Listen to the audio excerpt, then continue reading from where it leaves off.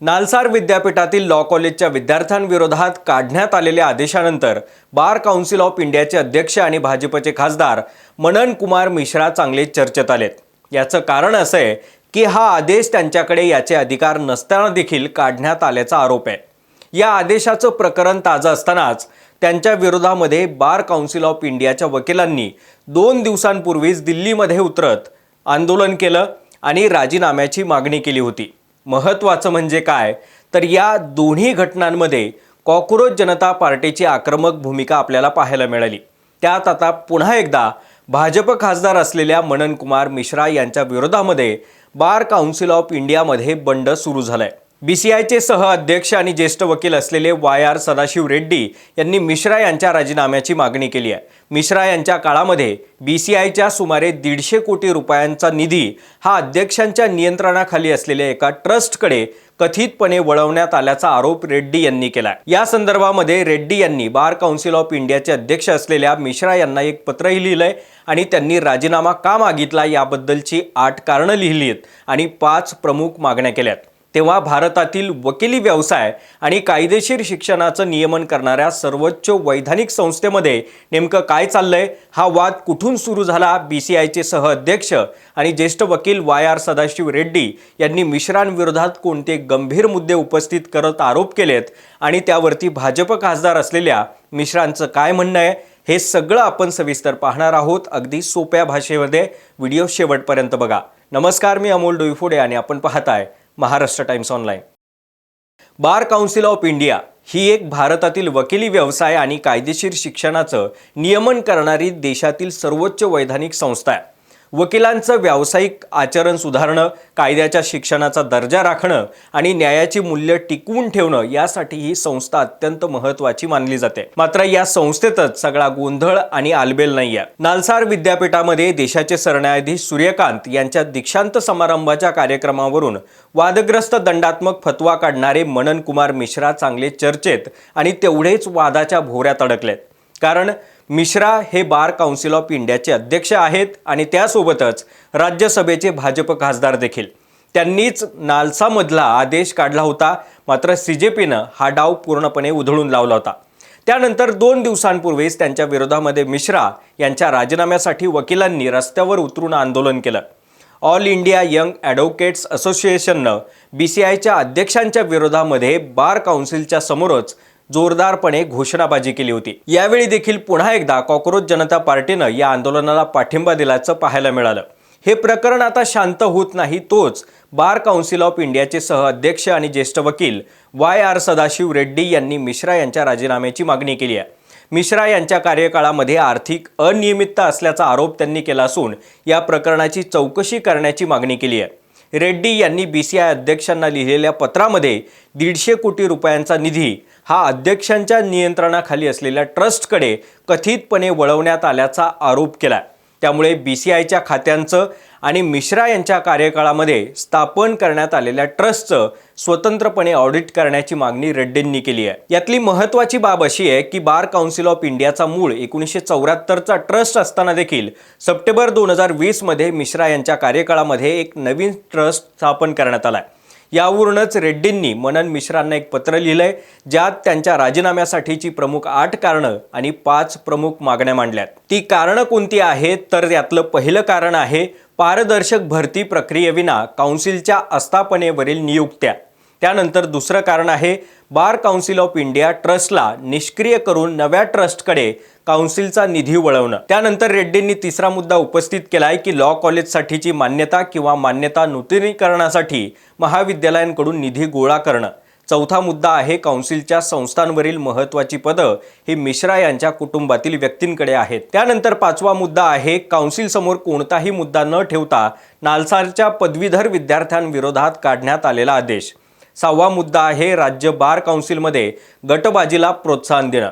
7वा मुद्दा आहे दशकाहून अधिक काळ अध्यक्षपदावरती कायम राहणं आणि त्यानंतरचा सर्वात शेवटचा 8वा मुद्दा आहे बारचा विश्वास गमावलाय। असे सगळे मुद्दे उपस्थित करत काही गंभीर आरोप रेड्डींनी केलेत। रेड्डींनी आपल्या पत्रामध्ये असंही म्हटलंय की बार काउन्सिल ऑफ इंडियाकडून मान्यता किंवा मान्यता नूतनीकरणासाठी येणाऱ्या कायदा महाविद्यालयांवरती संबंधित ट्रस्टला योगदान देण्यासाठी दबाव टाकला जात होता। त्यातून 25 लाख ते 1 कोटी रुपयांपर्यंत ही रक्कम जमवल्याचा दावा त्यांनी केलाय। त्यानंतर रेड्डींनी आपल्या पत्रामध्ये असंही म्हटलंय की ॲडव्होकेट्स ॲक्ट 1961 मधील कोणतीही तरतूद मला अशी माहिती नाहीये की जी एका वैधानिक नियामक संस्थेला निधी तिच्याच अध्यक्षांनी स्थापन केलेल्या खाजगी ट्रस्टकडे हस्तांतरित करण्याची परवानगी देते। याचाच अर्थ नियमामध्ये भंग झाल्याचं दिसून येत आहे। त्यानंतर गेल्या 8.5 वर्षांपासून बार काउन्सिल ऑफ इंडियाचे सदस्य असलेल्या रेड्डींनी मिश्रा यांच्या नेतृत्वावरही गंभीर प्रश्न उपस्थित केलेत।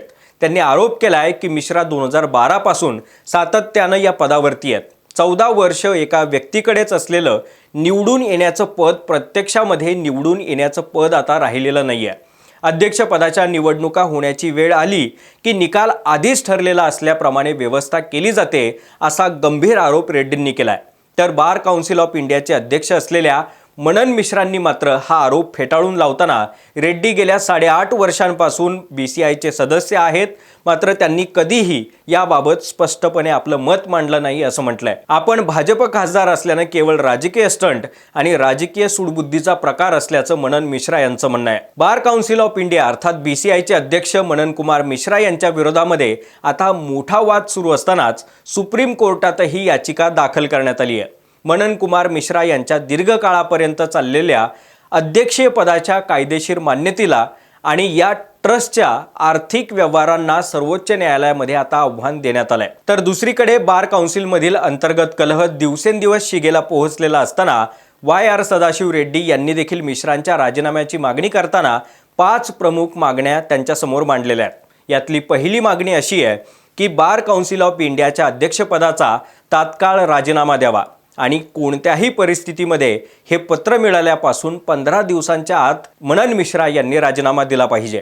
त्यातली दुसरी मागणी आहे की बार काउन्सिल ऑफ इंडियाची विशेष बैठक बोलवावी, ज्यामध्ये वरील प्रत्येक मुद्द्यावरती चर्चा करण्यात यावी आणि संबंधित कागदपत्र बैठकीपूर्वी प्रत्येक सदस्याला उपलब्ध करून देण्यात यावीत। त्यातला तिसरा मुद्दा आहे बार काउन्सिल ऑफ इंडिया आणि BCI ट्रस्ट ऑफ पल फर्स्ट या नोंदणीच्या तारखेपासून आजपर्यंतच्या खात्यांचं विशेष ऑडिट हे स्वतंत्रपणे करावं। हे ऑडिट कॅगच्या पॅनलवरील स्वतंत्र संस्थेमार्फत करून घ्यावं, त्याचा अहवाल प्रत्येक सदस्याला देण्यात यावा आणि तो सार्वजनिकरित्या करावा, अशी रेड्डींनी मागणी केली आहे।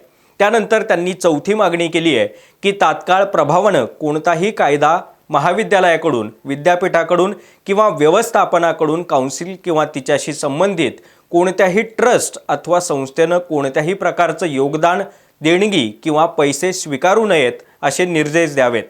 त्यानंतर शेवटचा 5वी मागणी आहे की पहिल्या मुद्द्यामध्ये नमूद केलेल्या काउन्सिलच्या संपूर्ण कर्मचारी व्यवस्थेची माहिती काउन्सिलच्या अधिकृत संकेतस्थळावरती प्रसिद्ध करावी। मंडळी, बार काउन्सिल ऑफ इंडियाचे अध्यक्षपद हे 2 वर्षांच्या काळासाठीचं निवडून येणारं एक पद आहे। या काळामागचा संस्थात्मक आणि कायदेशीर विचार असा आहे की हे अध्यक्षपद कायमरित्या फिरतं राहावं, कोणत्याही एका व्यक्तीशी संपूर्ण संस्था जोडली जाऊ नये आणि काउन्सिलचं वेळोवेळी नूतनीकरण होत राहावं। मात्र मनन कुमार मिश्रा यांच्या बाबतीमध्ये हे उलटं झालंय। मनन कुमार मिश्रा यांच्या बाबतीत तसं काहीच झालं नाहीये। ते एका दशकाहून अधिक काळ याच पदावरती कायम आहेत। तब्बल 2012 पासून ते सातत्यानं अध्यक्षपदावरती 2025 मध्ये देखील पुन्हा एकदा कार्यकाळासाठी निवडून आलेत। त्यामुळेच आता अध्यक्षपदाच्या निवडीवरती शंका घेतल्या जात असून बार काउन्सिलमध्ये अंतर्गत कलह टोकाला पोहोचला असताना मिश्रांच्या राजीनाम्याची मागणी करण्यात येते आहे। आपल्या सर्वांना माहिती आहे की नालसार विद्यापीठामध्ये देशाचे सरन्यायाधीश सूर्यकांत हे एका दीक्षांत समारंभासाठी प्रमुख पाहुणे म्हणून येणार होते। मात्र काही विद्यार्थ्यांनी शांततेत त्याचा विरोध केला। त्यानंतर विद्यार्थ्यांच्या विरोधामध्ये बार काउन्सिल ऑफ इंडियानं विद्यार्थ्यांची वकील म्हणून नोंदणी रोखली जाईल असा वादग्रस्त दंडात्मक आदेश काढला होता, ज्याला CJPनं कडाडून विरोध केला। त्यामुळे मनन कुमार मिश्रा यांना आपला निर्णय मागे घेत माफी देखील मागावी लागली होती। विद्यार्थी आणि सरन्यायाधीशांचा विषय असल्यानं सरन्यायाधीश सूर्यकांत यांनी देखील यावरती तीव्र आक्षेप घेत बार काउन्सिलचा चांगलाच समाचार घेतला होता। तेव्हापासून कायमच मनन कुमार मिश्रा हे वादाच्या भोऱ्यामध्ये सापडलेत। तुर्तास या व्हिडिओमध्ये आपण इथेच थांबतोय। मात्र एवढ्या वादानंतर आणि आरोपांनंतरही मनन कुमार मिश्रा यांच्यावरती काही कारवाई होणार आहे की नाही हे पाहणं महत्त्वाचं असणार आहे, किंवा ते सन्मानानं आपली अब्रू ठेवत आणखी काही पितळ बाहेर पडण्याच्या आतमध्येच हे पद सोडतात का हे पाहणं देखील महत्त्वाचं असणार आहे. व्हिडिओतील माहिती तुम्हाला आवडली असेल, व्हिडिओ आवडला असेल तर जास्तीत जास्त लाईक करा, शेअर करा. सोबतच आमच्या महाराष्ट्र टाइम्सच्या यूट्यूब चॅनलला सबस्क्राईब करा. आम्ही सर्व सोशल मीडिया प्लॅटफॉर्म्सवरती आहोत. आमच्या फेसबुक आणि इन्स्टा पेजलाही फॉलो करा.